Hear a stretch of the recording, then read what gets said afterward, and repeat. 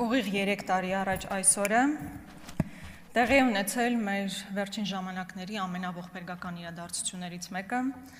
երբ 15 զինծառայողներ Ազատ գյուղում մի քանի րոպեների ընթացքում մահացան։ Ողբերգություն էր նաև այն, որ որևէ մեկը քաղաքական պատասխանատվության չենթարկվեց այս ողբերգության եւ զոհերի համար։ Ողբերգություն էր նաև այն հանգամանքը, որ ընդամենը մի քանի ժամ հետո Նիկոլ Փաշինյանը կառավարության նիստի ժամանակ արդեն պաշտոնական վարկած հնչեցրեց։ Դա դարձավ հիմնական վարկածը եւ սկսեց առաջ մղվել իրավապահ համակարգի կողմից։ Ես որոշակի շփում ունեմ նաև զոհված զինծառայողների ծնողների հետ, ովքեր վստահաբար պնդում են մանրամասներին տեղյակ լինելով, որ չէին կարող տղաները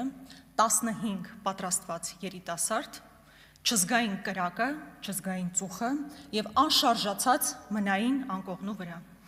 Որևէ տարբերակ չի քննարկվել, դիվերսիայի տարբերակը, որևէ ցանկացած այլ տարբերակ։ Նիկոլ Փաշինյանը մի քանի ժամ հետո կառավարության նիստում հնչեցնում է տարբերակ, վարկած եւ միայն դա է, որ առաջ է քաշվում։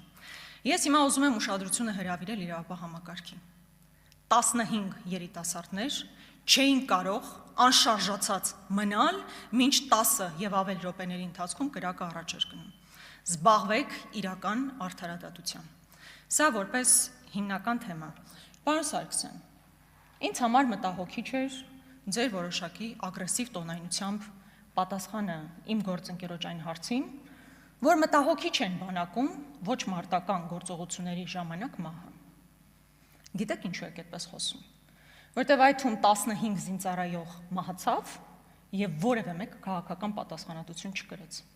Այն ժամանակ, եթե որևէ մեկը քաղաքական պատասխանատվություն կրեր, այսօր այստեղից այսքան մեծ չէիք խոսա։ Շնորհակալություն։